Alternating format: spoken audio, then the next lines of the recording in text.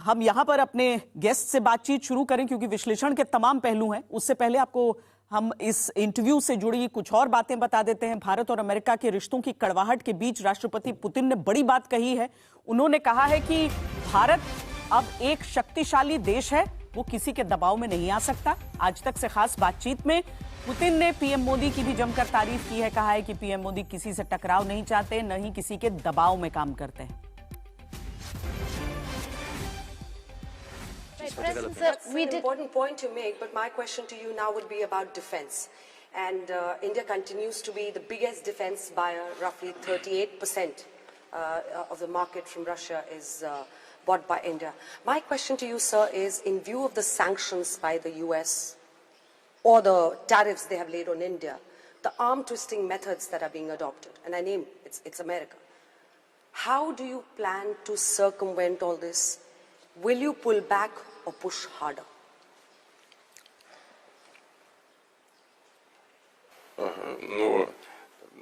मैं समझता हूं कि भारत से आज दुनिया का कोई भी देश वैसे बात नहीं कर सकता जैसे आज से 77 साल पहले किया करता था।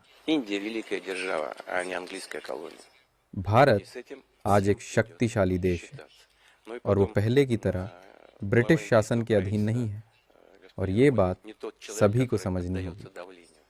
खासतौर से प्रधानमंत्री मोदी की अगुवाई में भारत अब विदेशी दबाव में नहीं आने वाला। भारत के लोग गर्व कर सकते हैं कि उनका प्रधानमंत्री किसी के दबाव में काम नहीं करता। साथ ही वो किसी के साथ टकराव का रास्ता भी नहीं अपनाते। दरअसल हम किसी के साथ भी टकराव नहीं चाहते, केवल अपने वैध हितों की रक्षा चाहते हैं। हमारा 90% से ज्यादा लेन देन हमारी राष्ट्रीय मुद्रा में होता है। हालांकि बिचौलियों को लेकर थोड़ी समस्या आती है, पर इसके लिए हम साझा व्यवस्था बना सकते हैं जहां रूस और भारत के बैंक बिना किसी रुकावट आपस में लेन देन कर सकें। हम इस पर लगातार काम कर रहे हैं। एक बार ये व्यवस्था अमल में आ जाए तो व्यापार को लेकर बाहरी दबाव से जुड़ी सारी समस्याएं दूर हो जाएंगी।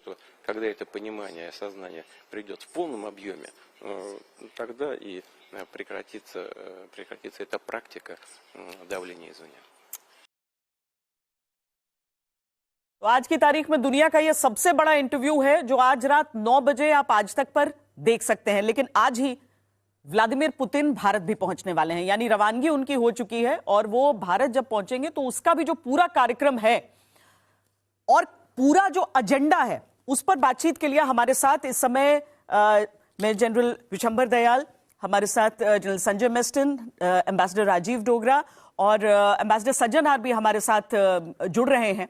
हम सबसे बातचीत करके उनकी अपनी अपेक्षाएं जानना चाहते हैं, क्योंकि जनरल दयाल, जब हम भारत और रशिया की बात करते हैं तो सबसे पुरानी जो हमारी दोस्ती जो कभी डिगी नहीं, वो सैन्य साझेदारी के हिसाब से रही। इस बार कुछ बहुत विशेष चीजों का इंतजार हम सबको है।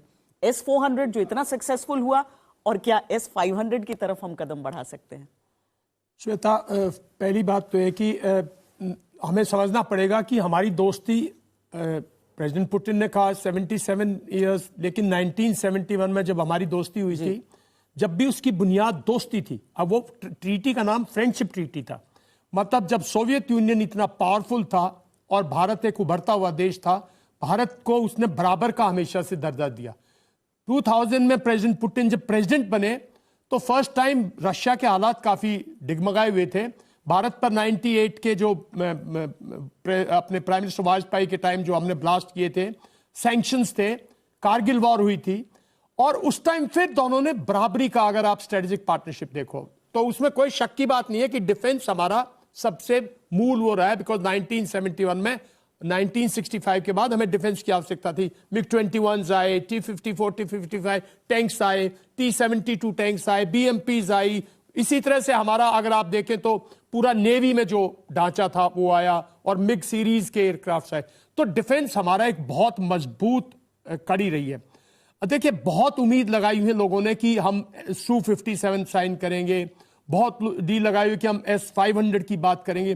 देखिए, आपको समझना पड़ेगा, भारत और रशिया के बीच में देशवासियों को पता होना चाहिए 17 गवर्नमेंट ग्रुप्स हैं, वर्किंग ग्रुप्स हैं अंडर IRIGC, इंडो रशियन, जो India Russia inter governmental commission है, 17 ग्रुप्स हैं।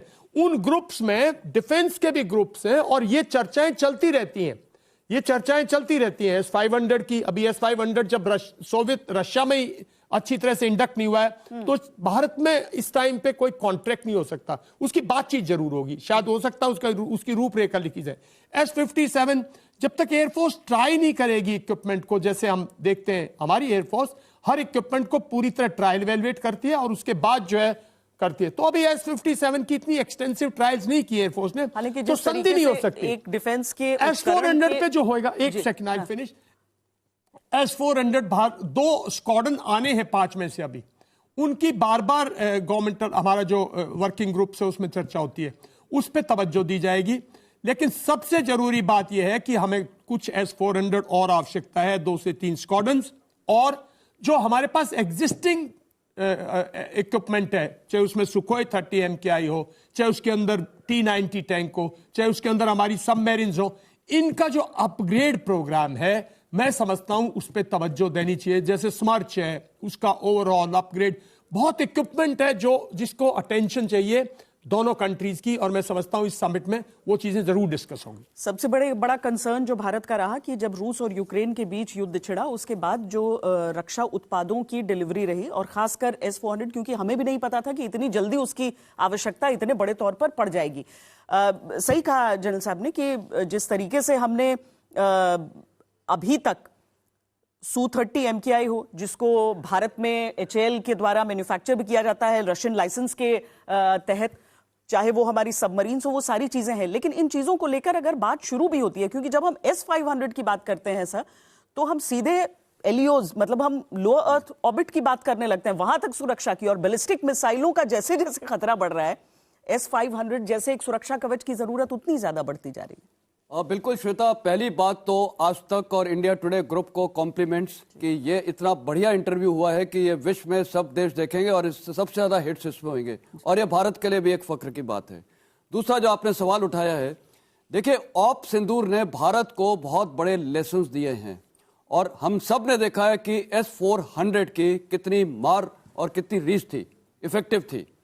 लेकिन अब जैसे हमने बोला हुआ है कि act of terrorism will be considered an act of war, और आपने अभी देखा ये जो व्हाइट कोट ग्रुप थे इन्होंने किया, उम्मीद हो सकती है कि भारत का ऑप सिंदूर 2 और ज्यादा मकसद से हो सकता है। अगर वो होता है तो उसके लिए जो हमारे गैप्स हैं उसको फिलअप करना बहुत ही जरूरी है, और वो कैसे हैं?